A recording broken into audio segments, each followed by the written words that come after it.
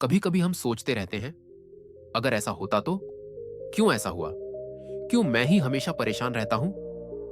यही सोच सोचकर दिमाग थक जाता है, नींद उड़ जाती है और हम एक ऐसी दुनिया में खो जाते हैं जहां सिर्फ सवाल होते हैं, जवाब नहीं। ऐसा ही कोई था, आरव। आरव 22 साल का एक नौजवान था। पढ़ा लिखा, नौकरी भी थी, दोस्त भी थे, पर मन हमेशा भटकता रहता था। वो हमेशा सोचता रहता, लोग मेरे बारे में क्या सोचते होंगे?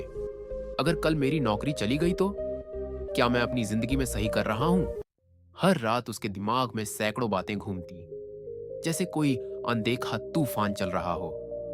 फोन के नोटिफिकेशन आते, सोशल मीडिया पर लोग खुश दिखते और वो सोचता, क्या मैं पीछे रह गया हूं?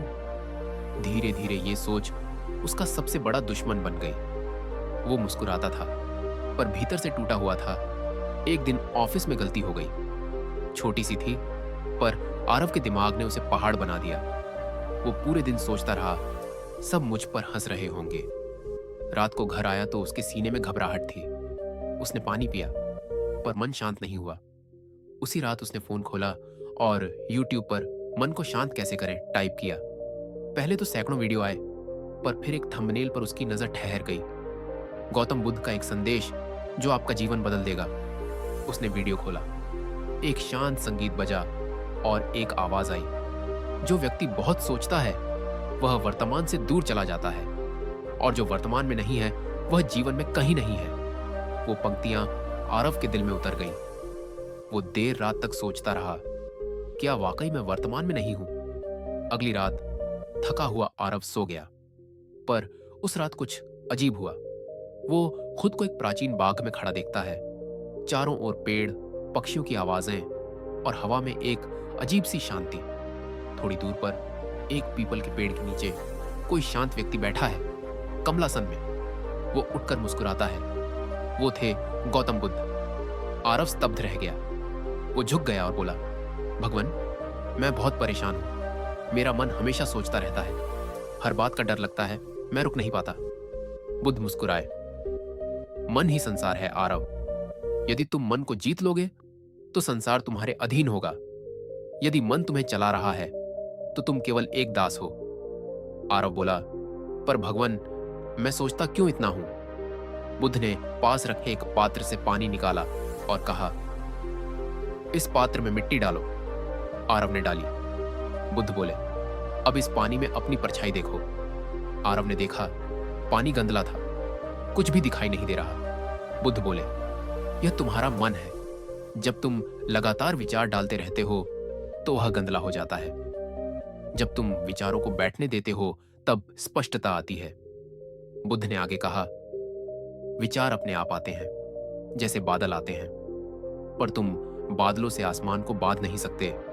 वैसे ही विचारों को पकड़ने की कोशिश मत करो। आरव ने पूछा, पर अगर मैं सोचना बंद कर दूं तो काम कैसे होगा? बुद्ध बोले, सोचना गलत नहीं है, पर सोच में खो जाना पीड़ा है। विचारों का उपयोग करो, पर उनके गुलाम मत बनो। बुद्ध ने फिर एक कहानी सुनाई। एक आदमी नदी पार करना चाहता था। उसने नाव बनाई और पार चला गया। दूसरे किनारे पहुंचकर उसने नाव को कंधे पर रख लिया और चलने लगा। लोग हंसने लगे। अब नाव की जरूरत नहीं, उसे छोड़ दो। पर वह बोला, नाव ने मेरी मदद की, मैं इसे छोड़ नहीं सकता। यही गलती हम करते हैं आरव। विचार तुम्हें पार ले जाते हैं, पर उन्हें सिर पर उठाकर मत चलो। आरव अब धीरे धीरे समझ रहा था। बुद्ध ने कहा, मन या तो अतीत में रहता है या भविष्य में, पर जीवन केवल वर्तमान में है। उन्होंने एक फूल उठाया और आरव से पूछा, क्या तुम इस फूल को देख सकते हो? आरव बोला, हाँ। बुद्ध बोले, बस यही ध्यान है, बिना सोचे, बिना निर्णय किए, सिर्फ देखना, महसूस करना। आरव ने पहली बार सचमुच शांति महसूस की। ना अतीत की चिंता, ना भविष्य का डर, सिर्फ वही क्षण, वही हवा, वही खुशबू। अचानक आरव की आंख खुली। सुबह की रोशनी खिड़की से भीतर आ रही थी। वो समझ नहीं पा रहा था ये सपना था या साक्षात्कार, पर उसके भीतर कुछ बदल चुका था। वो उठा, मुस्कुराया और पहली बार बिना फोन उठाए बस खिड़की से आसमान देखा। उसे याद आया बुद्ध का वाक्य, मन शांत होगा तो संसार सुंदर लगेगा। उसने गहरी सांस ली और बोला, आज कुछ नहीं सोचूंगा, बस रहूंगा। धीरे धीरे आरव ने कुछ आदतें बदल दी। सुबह उठकर 10 मिनट बस चुप बैठता। दिन में कई बार सांसों पर ध्यान देता। किसी बात पर ज्यादा सोचने लगता तो खुद से कहता, यह भी एक विचार है, बस आने दो, जाने दो। कई हफ्तों में उसने महसूस किया कि जहां पहले मन शोर मचाता था, अब वहां एक मधुर शांति का संगीत बजता था। वो लोगों से कम बहस करने लगा, हर चीज को जल्दी जज नहीं करता, और सबसे बढ़कर अब वो खुद से नाराज नहीं होता था। एक दिन आरव पार्क में बैठा था। एक बच्चा आया और बोला, भैया आप हमेशा यहाँ चुप क्यों बैठते हैं? आरव मुस्कुराया, क्योंकि जब मैं चुप होता हूँ तभी मैं खुद को सुन पाता हूँ। वो बच्चा मुस्कुराकर चला गया। आरव ने आसमान की ओर देखा और धीरे से कहा, धन्यवाद बुद्ध। जैसे हवा में कोई हल्की सी हंसी गूंजी। तुम अब जाग चुके हो आरव, अब मन तुम्हारा सेवक है, मालिक नहीं। कई महीने बाद आरव वही इंसान था, पर एकदम नया लग रहा था। उसने सीखा था कि सोचने से नहीं, जीने से जीवन बदलता है। वो अब दूसरों को भी सिखाता था कि ज्यादा सोचने से समस्याएं नहीं सुलझती, कि अतीत सिर्फ सीख है, सजा है, और भविष्य कोई डर नहीं, बस एक संभावनाओं का रास्ता है। हर रात सोने से पहले वो बुद्ध का एक वाक्य दोहराता था, शांति भीतर है, उसे बाहर मत खोजो।